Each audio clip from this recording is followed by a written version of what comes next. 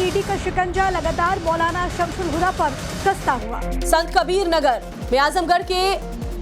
और आजमगढ़ के ठिकानों पर रेड की गई है। मौलाना के पास करोड़ों की 17 संपत्तियां मिली हैं। संत कबीर नगर में मौलाना के 4 ठिकानों पर दबिश दी गई। ईडी की रेड में मौलाना को लेकर बहुत बड़ा खुलासा भी हुआ है। यूके की नागरिकता के बावजूद वेतन और पेंशन ये लेता रहा, इस तरह की भी जांच में बातें सामने आई है। लखनऊ से पहुंची ईडी टीम ने संत कबीर नगर के खलीलाबाद, कोतवाली क्षेत्र और आजमगढ़ के मुबारकपुर में उनके आवास समेत कुल 4 ठिकानों पर तलाश किया। इस कार्रवाई के दौरान 17 अचल संपत्तियों के दस्तावेज भी मिले हैं, जिसका बाजार मूल्य 20 करोड़ रुपए से अधिक होने का अनुमान है।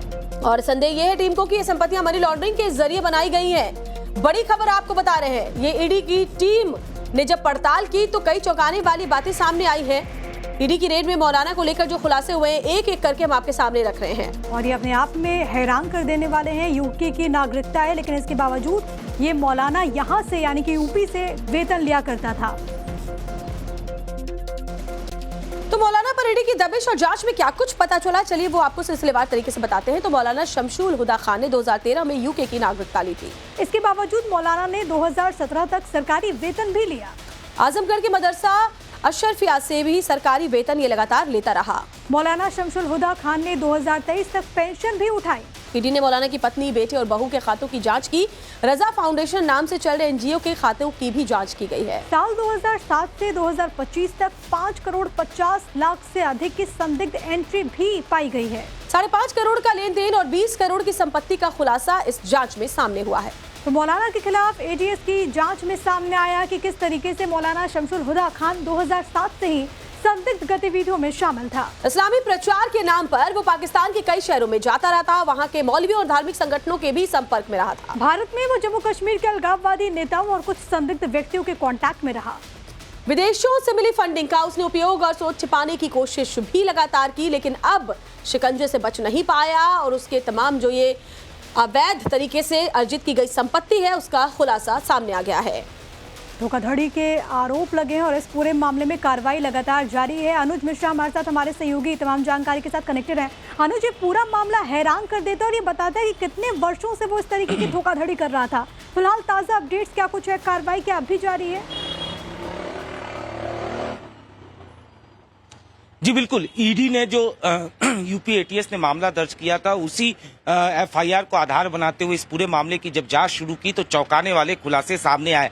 दरअसल ईडी ने कल करीब 4 जगहों पे छापेमारी की और आज भी ईडी की एक कार्रवाई जो है वो जारी है। इस दौरान पता ये चला है कि किस तरीके से मौलाना ने अपनी विदेशी नागरिकता को छिपाकर न सिर्फ सरकारी पैसे का फायदा उठाया, सरकारी लाभ उठाया, बल्कि उसने एक तरीके से कहा जा सकता है कि संदिग्ध विदेशी फंडिंग का भी इस्तेमाल किया है और इसी के तहत ईडी जो है वो इस पूरे मामले की जांच कर रही है। बड़ी बात यह है कि जिस तरीके से साल 2013 में उसे यूके की नागरिकता मिल गई थी, बावजूद इसके उसने भारतीय पहचान पत्र के आधार पर जमीनें खरीदी और वहां पर मदरसे बनवाए। इतना ही नहीं, शक ये भी है कि इसके लिए उसने विदेशी फंडिंग का भी इस्तेमाल किया, जो कि कहीं न कहीं संदिग्ध पाए गए। साथ ही साथ आरोप ये भी है कि किस तरीके से जब वो उसको विदेशी नागरिकता मिल गई थी, बावजूद इसके उसने साल 2017 में विधानसभा में उसने बाकायदा वोट भी दिया। ये भी जांच के दौरान पता चला है। यानी साफ तौर पर मौलाना को जब साल 2013 में विदेशी नागरिकता मिल गई थी, लेकिन उसके बाद न सिर्फ वो वेतन उठाता रहा बल्कि पेंशन भी उसने उठाई। इसके अलावा जो पहचान पत्र थे उसका भी उसने भारतीय पहचान पत्र का एक तरीके से गलत इस्तेमाल किया। साथ ही साथ करीब 5.5 करोड़ रुपए की लेन देन का भी ईडी को जानकारी मिली है। कई बैंक खातों को ईडी ने खंगाला है और कई संदिग्ध दस्तावेज और डिजिटल डिवाइस जो है वो मौलाना के ठिकानों से मिले हैं, जिसकी जांच की जा रही है। जिस तरीके से 17 अचल संपत्तियों का पता चला और जांच के दौरान ये पता चला कि उसकी घोषित जो कीमत थी वो 3 करोड़ बताई गई थी, जबकि एक्चुअल कीमत उसकी 20 करोड़ से ऊपर है। तो ये यानी साफ तौर पर संपत्तियां हैं। अब एक एक के बाद एक तमाम बड़े खुलासे हैं जो बहुत चौंका रहे हैं। बहुत शुक्रिया आपका जानकारी देने के लिए। हैरानी की बात यह कि राजधानी लखनऊ में चल रहे इस रैकेट का खुलासा पुलिस ने नहीं बल्कि एनजीओ और पीड़ित लड़कियों ने खुद किया है। कल अचानक कुछ लड़कियां गोमती नगर के थाने पहुंचती हैं, खुलासा किया कि उन्हें ब्लैकमेल करके सेक्स रैकेट में धकेला जा रहा है। धर्मांतरण के लिए दबाव डाला जा रहा है। इन पीड़ित लड़कियों ने दावा किया कि इस रैकेट का मास्टरमाइंड कमरू जमाल है, जो कि खुद को राहुल सिंह बताकर हिंदू लड़कियों को जाल में फंसाता रहा है। उन्हें नौकरी, शादी का झांसा दिया जाता है, फिर नशीला पदार्थ खिलाकर उनके अश्लील वीडियो बना दिए जाते हैं। लड़कियों के मुताबिक कमरू जमाल छांगुर का चेला है, स्पा में छांगुर की तस्वीरें लगाकर रखता था। सुनिए पीड़ितों ने नवभारत को क्या कुछ बताया है। मेरा धर्म परिवर्तन कराया गया, हम शादी कर लेंगे आपसे। मेरा धर्म परिवर्तन चिन्हट में आकर के कराया जाता है ऑफिस के द्वारा। जो धर्म परिवर्तन की बात की है, मैं आपको एक चीज दिखाना चाहती हूँ। ये देखिए, ये लड़की है, 13 साल की लड़की लाई गई है, जो अब ये 16 साल की हुई। 13 साल तो की इसमें जो आप फोटो दिखा रही हैं वो कैसे, किस तरह के, आप जो लड़का है उसमें धर्म परिवर्तन जो हिंदू है, और मुस्लिम दिखा है? रही, ये देखिए, ये लड़का है जिसका नाम कमरू है। इसने अपना आधार सारा एडिट करके रखा है, ठीक है। और उस लड़की से वो एक लड़की जो हमको मिली, तो उससे जब मिला था तो ये राहुल सिंह नाम बताया था। इसका जब आईडी देखा गया तो ये देखिए, अभी ये जो लड़की दिख रही है ये इसके चंगुल में है। हालांकि हम लोगों ने बात किया, लेकिन ये उसी के उसमें फंसी हुई, अभी ये निकल नहीं पा रही। तो ये पूरा ना गैंग चलता है। लखनऊ के सेक्स और धर्मांतरण रैकेट को लेकर गोमती नगर पुलिस भी सवालों के घेरे में है। पीड़ितों का ये दावा है कि थाने के उन्होंने चक्कर लगवाए और जो शिकायत दी उसे भी ठीक से एफआईआर में दर्ज नहीं की गई। इस मामले को उठाने वाले एनजीओ दहेज पर प्रहार का आरोप है कि उनकी शिकायतों को दर्ज ही नहीं किया गया। और कहा यह जा रहा है कि और पीड़ितों को लेकर आओ। इतना ही नहीं, एक पीड़ित की शिकायत दर्ज कराने के लिए हिंदू संगठन के नेताओं को रात में गोमती नगर थाने जाना पड़ा। सुनिए गोमती नगर पुलिस पर किस तरह के आरोप लग रहे हैं।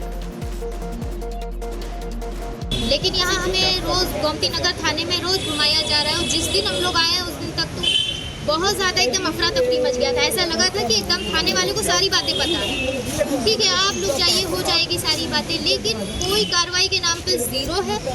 एक लड़की का एफआईआर भी दर्ज किया, तो उसको जबरदस्ती जो उसने बयान दिया था उसी के आधार पे दर्ज कर दिया। और जो हम लोगों ने लिख के दी एफआईआर वो दर्ज ही नहीं की, अभी तक वो दर्ज नहीं। हम लोगों ने पूरा जो अपनी जांच की थी उस स्तर पे, क्योंकि उनका मानना है लड़कियों को आगे लेकर आओ। बताओ, इतना बड़ा गैंग है। आपको लगता है, आपको मुस्लिम है कि वहाँ पे धर्म परिवर्तन हो रहा था?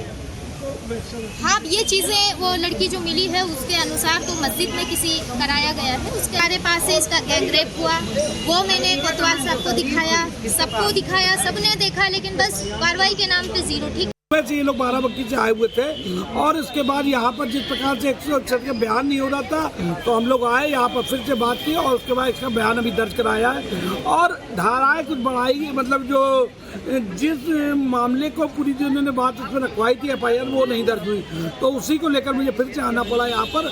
और मैंने कहा जो बातें बची हैं उसको पूर्ण करा के एफआईआर संपूर्ण होनी चाहिए। उसकी पूरी बात ही नहीं आई है।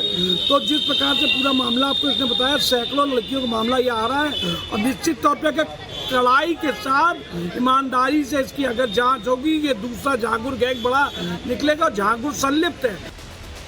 मनीष हमारे साथ, हमारे सहयोगी लगातार जानकारी के साथ कनेक्टेड है। मनीष, ये बहुत हैरान कर देने वाली घटना है।